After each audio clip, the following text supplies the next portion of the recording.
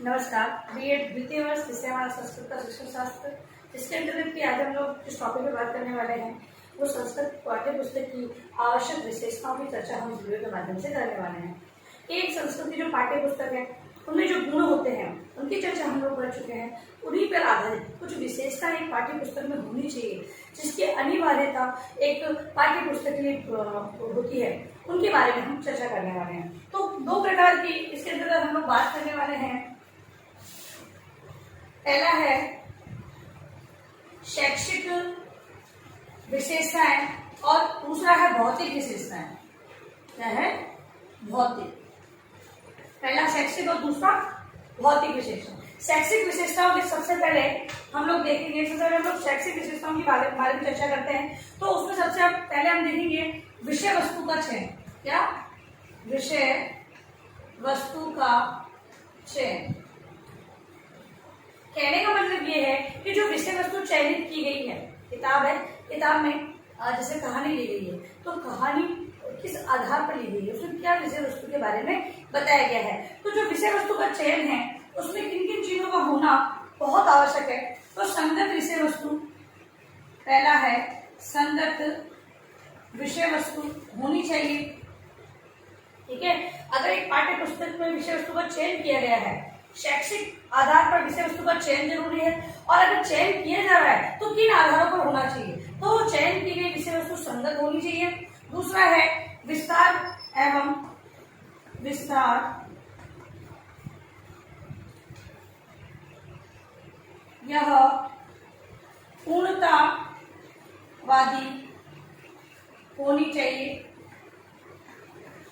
पूर्णतावादी मतलब कोई कहानी दी गई है तो कहानी पूर्ण होनी चाहिए, उस पर आधारित जो शिक्षा है, उस अगर हम मान लो कहानी के माध्यम से शिक्षा देना चाहते हैं, और वही अगर हम पार्ट में डिवाइड कर दे कि कक्षा छठी में आधी कहानी दे दी, कक्षा सातवीं में उसका आधा रूप दे दिया, तो मोरल है वो समझ में नहीं आएगा। इसलिए पूर्णतावादी कहने का तात्पर्य जो विषय वस्तु का चयन किया गया है वो पूर्णता पर आधारित होनी चाहिए, मतलब उसका पूर्ण रूप बालकों के सामने, विद्यार्थियों के सामने प्रस्तुत होना चाहिए। अगला है उपयुक्त विषय वस्तु।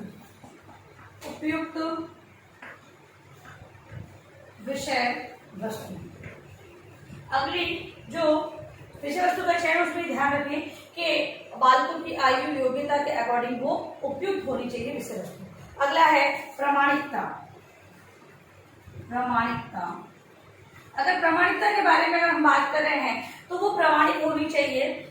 जो हम संदर्भ ग्रंथों की बात करते हैं, जिनसे विषय वस्तु का, जिनके आधार पर विषय वस्तु का चयन किया जाता है, जिसमें जैसे कि पंचतंत्र की कहानियां हिंदी में बहुत ही प्रसिद्ध है, उसी पर आधारित कहानियों का समावेश विषय वस्तु के अंदर किया जाता है, तो वही कि वो प्रामाणिक जो चीजें हैं उसी के आधार पर विषय वस्तु का चयन किया जाना चाहिए। अगला है सततता।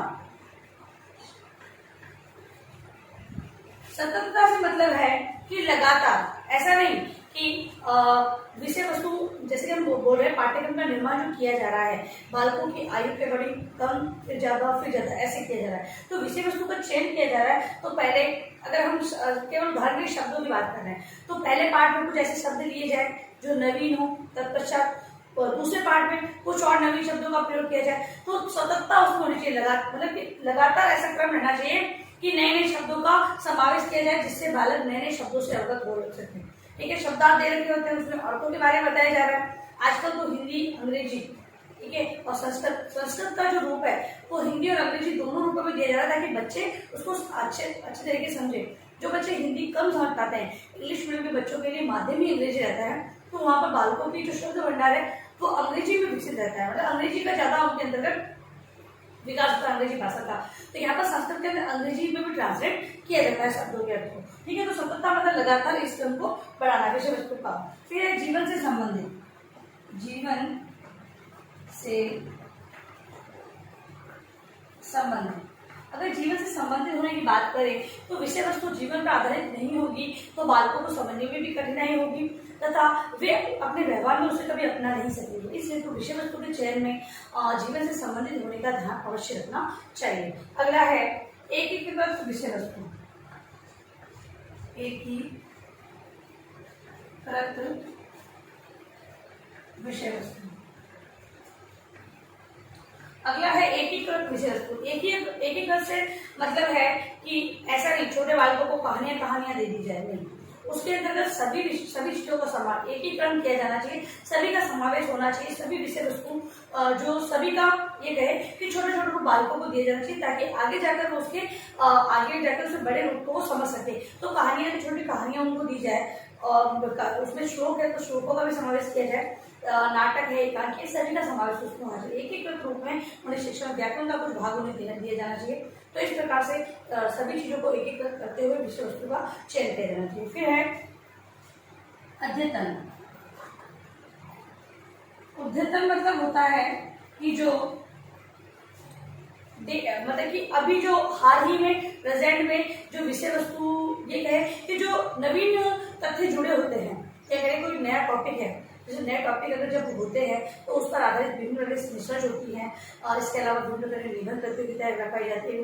जैसे कोई भी नवीन अगर हमारे सामने घटना होती है, या फिर जैसे आज हम देख रहे हैं महामारी पर आधारित भी सारी रिसर्च हो चुकी है, और इससे संबंधित भी पाठों का समावेश किया जाएगा। बालकों को हर तरह से परिपक्व करने हेतु इससे संबंधित संपूर्ण जानकारी दी जाएगी। तो विषय मतलब कि अद्यतन मतलब कि जो अभी जो नवीन चीजें आई हैं उनका भी समावेश होना चाहिए विषय वस्तु के अंदर।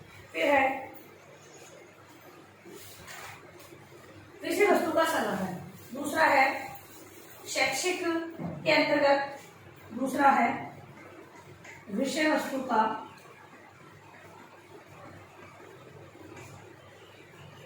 संगठन। संगठन मतलब होता है जोड़ना, किसी को इकट्ठा करना। और संगठन के अंतर्गत सबसे पहला है पाठों का विभाजन। पाठों का विभाजन सबसे पहली बात ये बताइए कि पाठों का विभाजन होना बहुत ही है। संगठन के अंतर्गत भी विभिन्न प्रकार के पाठों का समावेश किया गया है, ठीक है। तो यहाँ पर पाठों को विभाजन करना बहुत ही जरूरी है। यदि हम एक ही क्रम में से जैसे कहानियां छोटे बच्चों को दे दी, बच्चों को श्लोक दे दी, तो वो भी पढ़ने में क्या होगा, बाधा उत्पन्न होगी, बच्चे से नहीं समझेंगे। कुछ हद तक बालक बोल रहेंगे कि भाई एक ही विषय वस्तु हमें बार बार पढ़नी पड़ रही है। इसलिए क्या है कि जो पाठ है उसका विभाजन बहुत अच्छे तरीके से, पहले कुछ कहानियां दे दी, फिर कुछ नाटक दे दिया, फिर श्लोक दे दिए, इस आधार पर होना चाहिए। फिर है लचीला संगठन। लचीला संगठन, अब जो विषय वस्तु का जो संगठन है वो लचीला होना चाहिए, फ्लेक्सिबल होना चाहिए, तभी बदलाव किया जा सके। जैसे कि पाठ्यक्रम के अंदर हम देखते हैं कि कक्षाओं के अंदर जैसे पाठ्यक्रम है वो एक निश्चित अवधि में पूरा करना होता है। अब उसमें भी कभी कभी परिवर्तन किया जा सकता है। देखते हैं कि आगे मान लो ज्यादा हार्ड पाठों का समावेश है तो पीछे ज्यादा सरल पाठों का समावेश है, तो पाठ्यक्रम में ऐसा भी होता है कि 2-3 पाठ इधर से लिए, 3-4 पाठ उधर से लेकर और फिर विषय सामने को पढ़ाई जाए, पहले कठिन पढ़ाए फिर सरल पढ़ाए। इस प्रकार से फ्लेक्सिबल भी होना चाहिए जिससे बदलाव भी किया जा सके। अगला है मनोवैज्ञानिक उपागम। मनोवैज्ञानिक उपागम, मनोवैज्ञानिक उपागम की अगर हम बात करें तो जो संगठन है वो मनोवैज्ञानिक ढंग से, मतलब जैसे कि बालकों को जो IQ लेवल है उस पर आधारित, बच्चों की रुचि योग्यता है। मनोविज्ञान क्या कहता है, मनोविज्ञान बाल केंद्रित पाठ्यक्रम पर ही ज्यादा प्रभाव डालता है, मतलब कि ज्यादा जोर देता है। वो कहते हैं कि जो बालकों का स्तर है उसी के आधार पर उन्हें विषय वस्तु पढ़ाई जाएगी, तभी बालक समझेंगे। अगर उससे संबंधित अगर सरल विषय वस्तु दे दी गई तब भी उनकी समझ इतनी ज्यादा विकसित रहती है कि हमें उन्हें आगे की ओर बढ़ाना है, ना कि बैक लाना है। तो उनके लिए नवीन तथ्यों का समावेश होना बहुत ही आवश्यक है, लेकिन ऐसे भी नवीन तथ्य नहीं दिए जाए जिससे कि बालक समझे नहीं, केवल उन्हें बर्डन के रूप में ले या फिर एक विषय वस्तु को व्यवहार में न लेकर केवल रट कर उसे पढ़े। इसलिए मनोवैज्ञानिक ढंग से उनकी आयु योग्यता जो उनका अधिगम स्तर है उसको ध्यान में रखते हुए विषय वस्तु का संगठन किया जाना चाहिए। अगला है विषय वस्तु में संगति। विषय वस्तु में संगति, जब इनका संगठन, विषय वस्तु का जो संगठन किया जाए, उन्हें इकट्ठा किया जाए तो उसमें कुछ संगति हो, जैसे कि जो व्यवहार में लाया जाना दिए जाने वाला ज्ञान है वो संगत हो। विषय वस्तु का जो ज्ञान दिया जा रहा है बालकों को, क्योंकि जो भी पाठ्यक्रम का निर्धारण किया जा रहा है वो बालकों की मनोवैज्ञानिक ढंग पर आधारित पाठ्यक्रम निर्माण किया जा रहा है और उसी पर आधारित पुस्तक छपती है। तो यहाँ पर विषय वस्तु की जो संगति है उसको ध्यान रखना बहुत ही आवश्यक है, बालकों के अकॉर्डिंग वो संगत होना जरूरी है। अगला है विषय वस्तु का प्रस्तुतिकरण। तीसरा है विषय वस्तु का प्रस्तुतिकरण। अब किताब की बात है और शैक्षिक महत्व को ध्यान, शैक्षिक विशेषता को ध्यान में रखकर विषय वस्तु के प्रस्तुतिकरण की बात की जा रही है। तो प्रस्तुतिकरण में कौन कौन सी विशेषताएं होनी चाहिए? तो पहला है उपयुक्त एवं आकर्षक शीर्षक। उपयुक्त एवं आकर्षक शीर्षक। अब सबसे पहली बात, जो पाठ्य पुस्तक है उसका शीर्षक है बहुत ही अच्छा या आकर्षक होना चाहिए। बालक को डिफरेंट होना चाहिए ताकि वो उसे बार बार समझे, बार बार पढ़े। कहने का तात्पर्य हम लोग देखते हैं कि सभी पुस्तकों पे नाम लिखे होते हैं, किसी भी चीज़ को नाम देना ताकि उससे उसे नाम से जाना जा सके। ठीक है, तो जो पाठ्य पुस्तक उसका शीर्षक है बहुत ही आकर्षक। प्रस्तुतिकरण में पाठ्य पुस्तक की विशेषता होनी चाहिए, उसका जो शीर्षक है वो आकर्षक होना चाहिए। दूसरा है प्रेरणा। प्रेरणा, प्रस्तुतिकरण है वो विभिन्न प्रकार की प्रेरणाओं उसमें समाहित होनी चाहिए। प्रेरणा के आधार पर ही बालक उसे व्यवहार में अपना सकते हैं। अगला है रोचक तथा सृजनात्मकता। रोचक तथा सृजनात्मकता। अब जो प्रस्तुतिकरण है उसमें अगर रोचकता नहीं होगी तो विद्यार्थी के भी देखते हैं हम लोग विभिन्न प्रकार के चित्रों का समावेश किया जाता है, उससे संबंधित कुछ गतिविधियां भी उसके आधार पर रखी जाती है। तो इससे क्या होता है कि विषय वस्तु की ओर बालक आकर्षित होते हैं। पाठ्य पुस्तक में भी अगर रोचकता या सृजनात्मकता का गुण नहीं होगा तो विद्यार्थी है उसे पढ़ने में रुचि नहीं लेगी। तो रोचकता और थोड़ा सृजनात्मकता उसके अंदर होनी चाहिए। अगला है शिक्षकों के लिए उपयुक्त सुझाव। शिक्षकों के लिए उपयुक्त सुझाव। पाठ्य पुस्तक के प्रस्तुतिकरण के अंतर्गत शिक्षकों से संबंधित अलग से कॉलम दिए जाने चाहिए। उसमें सुझाव रूप में कुछ विषय वस्तु का होना बहुत ही आवश्यक है, तभी शिक्षक स्वयं समझेंगे तथा विद्यार्थियों के लिए उन्हें किस प्रकार की जो गतिविधियां अपनानी है या शिक्षा से संबंधित कुछ आवश्यक तत्वों को किस प्रकार सम्मिलित करना है। ठीक है, तो सारी चीज़ों का समावेश तब होगा जब अध्यापक के लिए अलग से कुछ सुझाव दिए गए होंगे। अगला है उपयुक्त शब्दावली। लास्ट है उपयुक्त शब्दावली। अगर विषय वस्तु की जो शब्दावली है जो अंदर पाठ्यक्रम का संगठन किया गया है और उसके अंदर जो प्रस्तुतिकरण में शब्दावली का प्रयोग सही नहीं है तो शिक्षक को भी समझने में कठिनाई होगी, क्योंकि शिक्षक के लिए भी मातृभाषा के रूप में शब्द का प्रयोग नहीं किया जा रहा है। समझने के लिए अगर शब्दावली का प्रयोग बहुत कठिन है तो अध्यापकों को कठिनाई होगी, क्योंकि हमारी संस्कृत में जो व्यवहार में ली हुई भाषा नहीं होती है, इस कारण ये समस्या आती है। तो शब्दावली है उसका प्रयोग बहुत ही अच्छे तरीके से होना चाहिए। अब अगला है इसी का शैक्षिक का चौथा है भाषा या शाब्दिक संप्रेषण।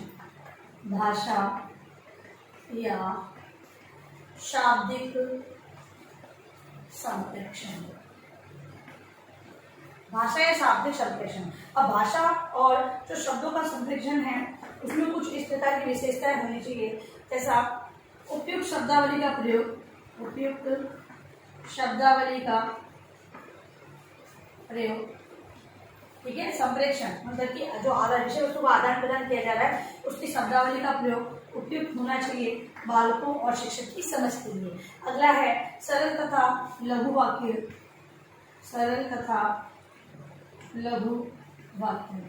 संस्कृत के अंदर जो पाठ या विषय वस्तु दी गई है उसमें वाक्य का लघु रूप होना चाहिए, क्योंकि अगर वाक्य अगर बड़े होंगे तो अध्यापक को समझने में दिक्कत आएगी तथा उसका अन्वय करते हुए विद्यार्थियों को जो बताया जाएगा तो बहुत सी समस्या खड़ी होगी। तो लघु वाक्यों का प्रयोग होना चाहिए। अगला है शुद्ध वर्तनी। शुद्ध वर्तनी। विषय वस्तु में जो भाषा का प्रयोग किया गया है उसकी वर्तनी शुद्ध होनी चाहिए। यदि पाठ्य पुस्तक में गलत चीजें बताई जाएगी, मतलब उस वर्तनी का सही प्रयोग नहीं किया जाएगा तो विद्यार्थी भी उसकी गलत रूप को याद करेंगे, क्योंकि पाठ्य पुस्तक और शिक्षक उसके लिए आदर्श होते हैं, उसी के आधार पर वो पढ़ना या लिखना सीखता है। अगर शुद्ध वर्तनी का प्रयोग नहीं दिया जाएगा तो विद्यार्थी भी उसे उसी रूप में याद करेंगे। अगला है व्याकरण की दृष्टि से शुद्ध भाषा। व्याकरण की दृष्टि से शुद्ध भाषा। अगला है जो भाषा प्रयोग में ली जा रही है पुस्तक के अंतर्गत वो व्याकरण की दृष्टि से मानक भाषा का प्रयोग होना बहुत ही आवश्यक है। यदि मानक रूप को स्वीकार नहीं किया जाएगा तो बहुत सारे मतभेद उत्पन्न हो जाएंगे विद्यार्थी और शिक्षक में, तथा जो स्थिति है वो कलह की बन जाएगी। इसीलिए व्याकरण की दृष्टि से शुद्ध भाषा का प्रयोग किया जाना चाहिए। यदि कोई गलत प्रिंट भी हो जाता है तो उससे संबंधित सही समय पर उसका सुधार किया जाना चाहिए। अगला है विराम चिन्हों का ध्यान। विराम चिन्हों का ध्यान।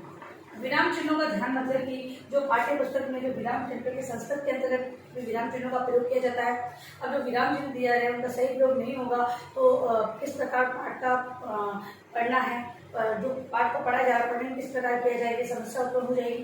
इसीलिए जो विराम चिन्ह है उनका सही जगह प्रयोग होना चाहिए। अगला है प्राविधिक शब्दों या पदों का प्राविधिक शब्दों या उनका प्रयोग। इससे मतलब है कि जो हम कहते हैं जैसे परिभाषाएं वगैरह जो दी जाती है वो सही उनका प्रयोग होना बहुत ही आवश्यक है। मतलब कि जो विधि के आधार पर प्राविधिक मतलब विधि के आधार पर जो प्रयोग में लाई जा रही जो तथ्य हैं उनका समावेश पाठ्य पुस्तक में होता है। उसे हाईलाइट किया होता है तो बालक उसे अच्छे तरीके से समझते हैं तथा उससे संबंधित जानकारी है बालकों के व्यवहार के लिए बहुत ही जरूरी होती है। अब है अगला और लास्ट इसका शैक्षिक का है दृश्यात्मक संप्रेषण। किताब की जो विशेषता है उसके अंदर शैक्षिक के अंतर्गत दृश्यात्मक संप्रेषण, दृश्यों का संप्रेषण होना भी बहुत ही आवश्यक है। मतलब कि दृश्य मतलब चित्रों के आधार पर संप्रेषण की बात, किसी भी बात को कहना, चित्र पर आधारित कोई कहानी भी लिखी जाती है, कविताएं भी बताई जाती है, तो दृश्यात्मक किस प्रकार संप्रेषण होना। अगर उदाहरणों का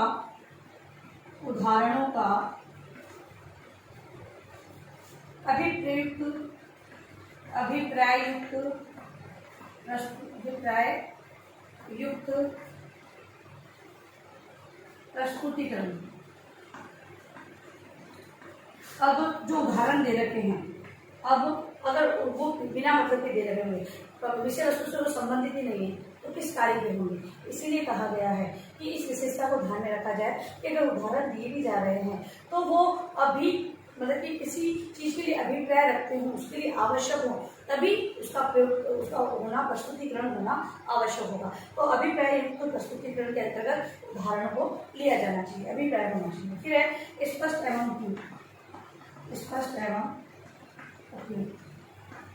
जो दृश्यात्मक संप्रेषण किया जा रहा है वो पाठ्य वस्तु के लिए उपयुक्त होना जरूरी है। यदि अनुपयुक्त विषय वस्तु या दृश्यात्मक संप्रेषण की बात अगर की जाएगी तो कोई भी बालक या अध्यापक है वो सहमति प्रदान नहीं करेंगे तथा जो विषय वस्तु है उससे भी उनका ध्यान अलग हट जाएगा। अगला है उदाहरणों की विविधता।